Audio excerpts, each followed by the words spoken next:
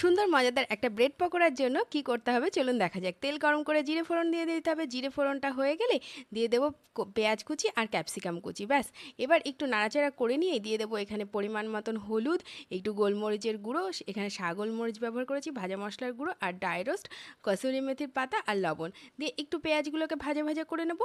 আর পেঁয়াজটা যেই ভাজা হয়ে যাবে দিয়ে দেবো ম্যাশ করা সেদ্ধ করা আলু। ব্যাস, আলু দিয়ে পরিমাণ মতন একটু কাঁচা লঙ্কা আর তার সঙ্গে লবণ দিয়ে একটু বেশ সুন্দরভাবে কষিয়ে নেব। তো আজকের রেসিপিটা কেমন লাগছে বন্ধুরা অবশ্যই কিন্তু কমেন্ট বক্সে জানাবে। ভালো লাগলে সাবস্ক্রাইব করে পাশে থাকবে। এদিকে দেখো, এদিকে আমার কিন্তু আলুর মশলাটাও কিন্তু কমপ্লিট হয়ে গেছে।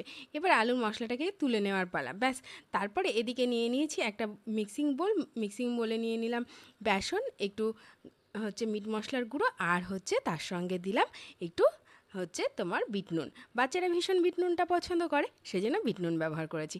এবার ব্যাটারটাও তৈরি করে রাখলাম। আর এদিকে ব্রেড নিয়ে নিয়েছি 2টো স্লাইস। ব্যাস, এইবার পুরটাকে ভরার পালা। ব্যাস, এইভাবে বেশ সুন্দর করে আলুর মশলাটাকে এইভাবে সেট করে নেব। আর উপর থেকে আরেকটা ব্রেড দিয়ে দেবো। তারপরে চাকু দিয়ে কেটে নেব 3 কোণা। এটা কিন্তু তোমরা না কাটলেও হবে, যেরকম শেপ ইচ্ছে সেরকম শেপ দিয়ে নেবে। তারপরে এই ব্যাটারের মধ্যে বেশ সুন্দরভাবে মাখিয়ে নিয়ে, আর এদিকে তেলও গরম হয়ে গেছে। ব্যাস, এবার ভাজার পালা।